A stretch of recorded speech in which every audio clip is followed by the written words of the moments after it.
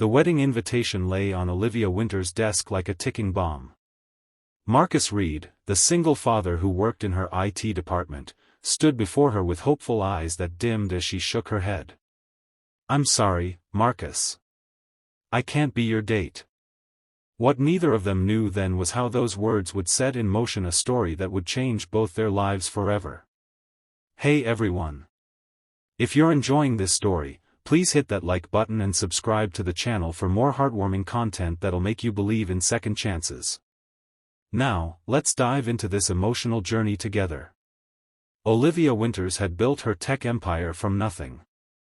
At 36, she was the CEO of Horizon Technologies, a woman who commanded respect in boardrooms and whose name appeared regularly in business magazines. Her life was meticulously organized, her schedule planned months in advance, her emotions kept firmly in check. She had learned early that success required sacrifice, and relationships were often the first casualty. The morning had begun like any other.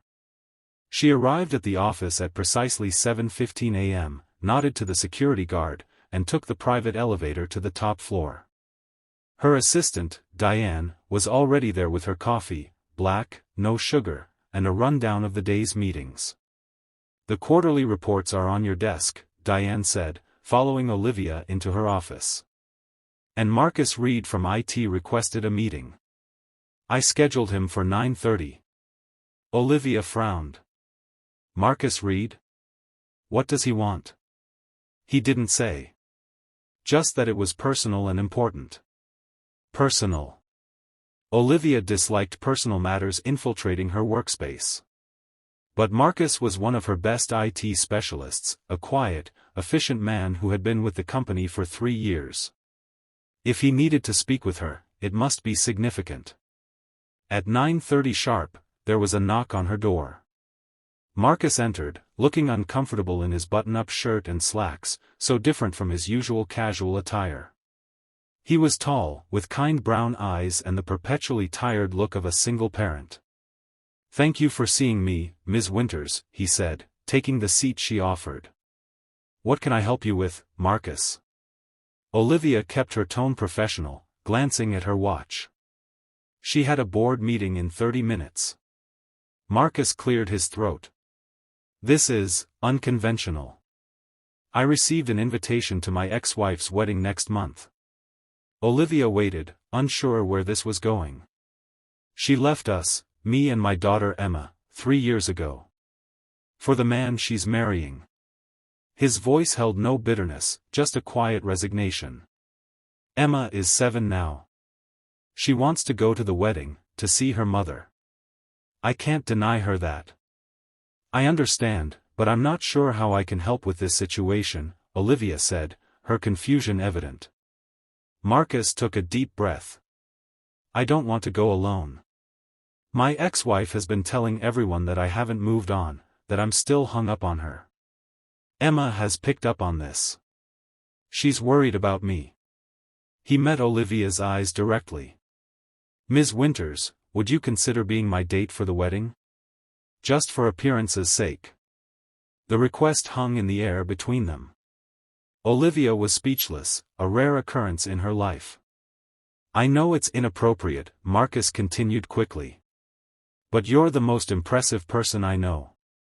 If you were there with me, no one would think I was pathetic or stuck in the past. Especially not Emma." Olivia's mind raced.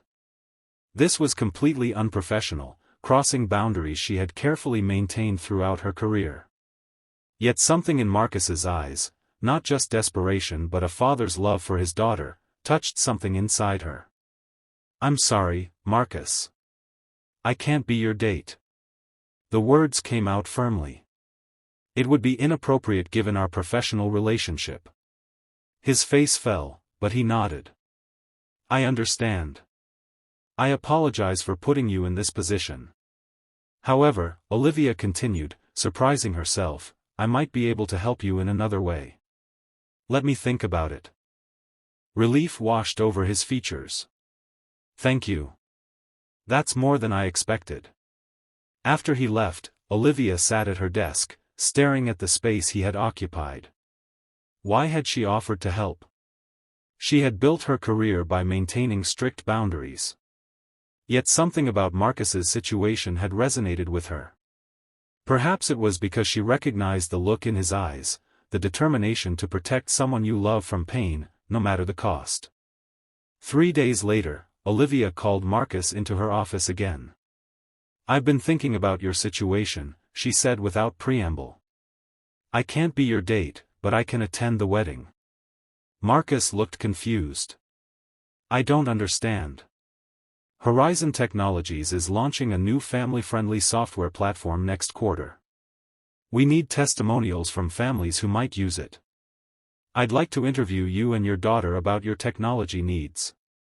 She spoke briskly, as if discussing any business matter. The wedding happens to be in the same town where I'll be meeting potential investors that weekend. I could stop by, introduce myself as your boss, mention the project. It would explain my presence without suggesting anything inappropriate. Marcus stared at her. "You'd do that?" "Why?" Olivia hesitated. "I believe in supporting my employees. And..." She paused, uncharacteristically uncertain. "I know what it's like to want to protect someone from pain." Something passed between them then, a moment of understanding that neither acknowledged. "Thank you," Marcus said simply. "Send me the details," Olivia replied, already turning back to her computer. "And Marcus? This stays between us." The wedding was held at a picturesque vineyard in Sonoma County. Olivia arrived in her silver Mercedes, dressed in a tasteful blue dress that was elegant without being showy. She had debated what to wear, conscious that she didn't want to overshadow the bride or appear too businesslike. It was a strange consideration for someone who rarely thought about such things. She spotted Marcus immediately. He stood near the entrance with a small girl in a pink dress, her dark hair in careful braids. "Emma." She was fidgeting with her dress, looking nervous. Marcus knelt beside her, saying something that made her smile. Olivia approached them, feeling oddly nervous herself. "Hello, Marcus." He turned, relief washing over his face. "Ms. Winters. You came." "I said I would." She smiled at Emma. "And you must be Emma. Your father has told me about you." Emma looked up at her with curious eyes. "Are you really my dad's boss?" "I am. But today I'm just a friend." The word felt strange on Olivia's lips. When was the last time she had called herself anyone's friend? "You're pretty," Emma said with a child's directness. "Dad said you were smart, but he didn't say you were pretty." Marcus flushed. "Emma, remember what we talked about?" Inside voices. Olivia laughed, surprising herself. "Thank you, Emma. I think you're pretty too. I like your braids." Emma beamed. "Dad did them. He's not very good at it, but he tries really hard." "That's what matters," Olivia said, glancing at Marcus, who was watching them with a soft expression she'd never seen on his face before. The ceremony was about to begin. Guests were being ushered to their seats. Marcus looked toward the wedding area, his expression tightening. "Are you ready?" Olivia asked quietly. He nodded. "As I'll ever be." They walked together to the seating area, Emma between them. Olivia was conscious of the curious glances they received. She heard whispers, "Who was this woman with Marcus Reed?" She held her head high, slipping naturally into the role of the confident, successful woman who needed no one's approval. They sat in the middle section, not too close to the front. Emma fidgeted beside Marcus, craning her neck to look for her mother. "There she is," Emma whispered excitedly as the bridal party appeared. Olivia followed her gaze. The bride, Caroline, was beautiful in a traditional white gown. She walked down the aisle on her father's arm, her eyes fixed on the groom waiting at the altar. She didn't look at the guests, didn't see Marcus or Emma until she was standing at the front. When Caroline finally scanned the crowd during the ceremony, her eyes widened slightly at the sight of Marcus. Then her gaze shifted to Olivia, and something like surprise, or perhaps disappointment, flickered across her face before she turned back to her vows. "She looked at us," Emma whispered to her father. "Did you see?" Marcus nodded, squeezing his daughter's hand. Olivia watched them, feeling like an intruder in a private moment. Yet Marcus glanced at her with gratitude, and she felt a strange warmth spread through her chest. The reception was held in a beautifully decorated barn on the vineyard property.